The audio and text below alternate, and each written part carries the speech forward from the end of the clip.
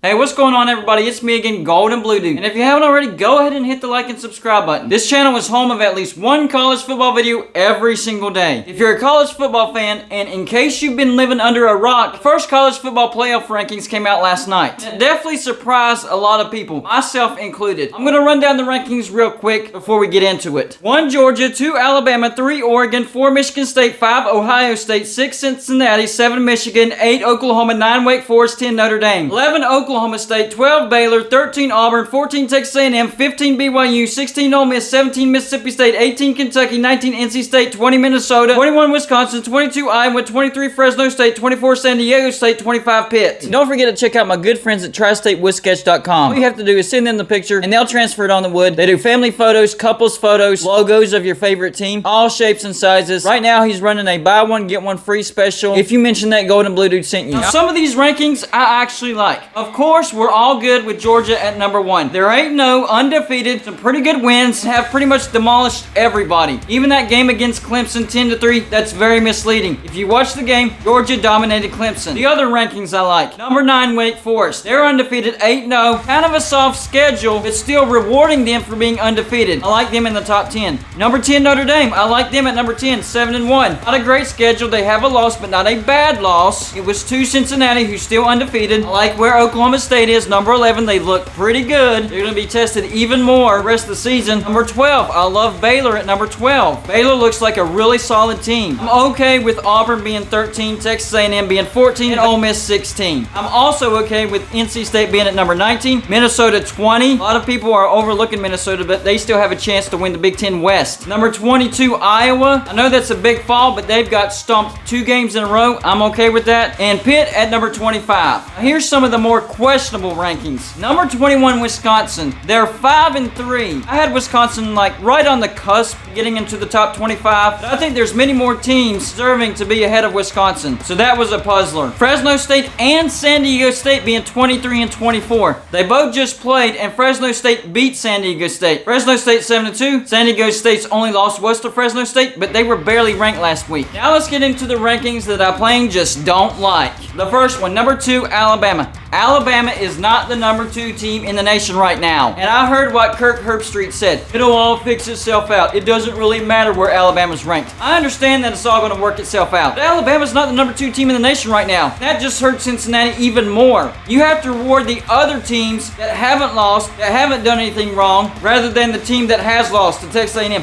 who wasn't ranked at the time. The only reason Texas A&M is ranked right now is because they beat Alabama. Oregon at number 3. You know, I think Oregon does deserve a top 5 ranking, but in my opinion, I don't think they should be above Cincinnati or Ohio State. Yes, I understand that Oregon beat Ohio State in head-to-head, but if you compare losses, Ohio State's loss to Oregon is better than Oregon's loss to a 3-5 Stanford. So no, Oregon should not be above Ohio State and definitely not above Cincinnati. Ohio State at number 5. I'm okay with the Buckeyes at number 5. What I'm not okay with is them being ranked ahead of Cincinnati. So I'm not complaining about where they're ranked. I just don't think they should be above Cincinnati. Then of course Cincinnati, yes, they are ranked way too low. This is total disrespect. Cincinnati has a better win than Alabama, Ohio State, and you could even throw Georgia in there. No, I wouldn't rank Cincinnati ahead of Georgia. That's not what I'm saying. But they do have a better win than all 3 of those teams, and yet they're all the way down to 6.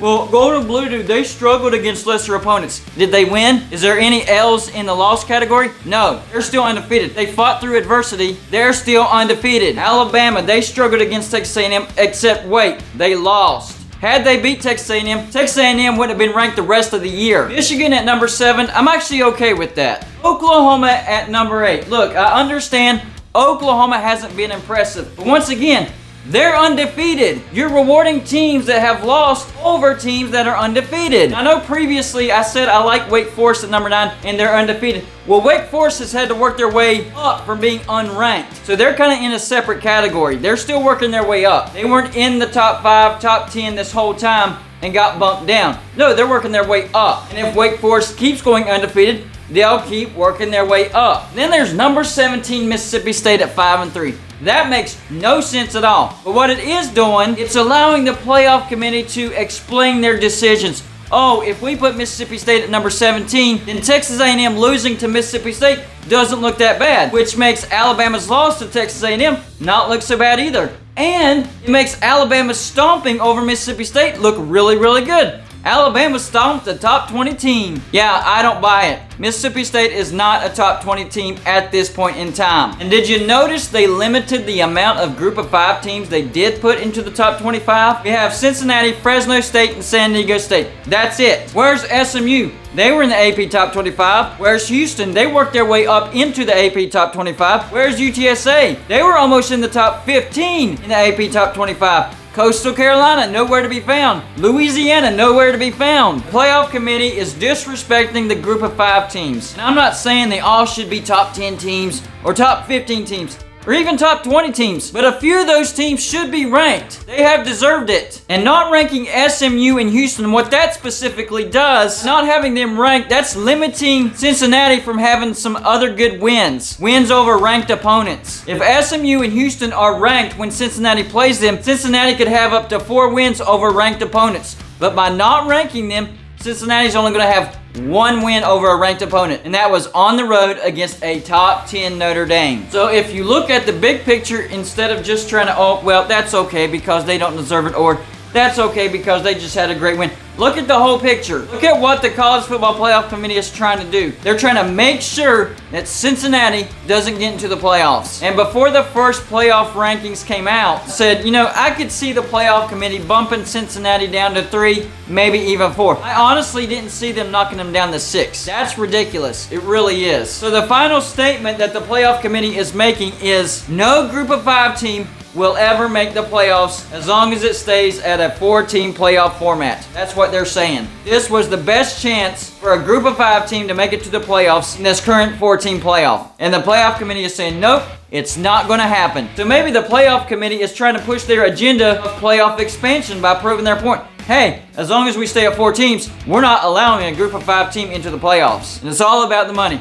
Don't even say you don't know. We all know it. It's all about the money. Look at the rankings. All about the money. It's not about how good a team actually is. It's all about how much money they make, the playoff committee. So basically, group of 5 teams, you better hope that playoff expansion happens as soon as possible. Because the longer it takes, the longer none of you will make the playoffs. And that's the bottom line. I know, I can hear it already. Go to blue, dude. You're just whining. You're just mad that Alabama got number 2. Cincinnati's not in the top 5.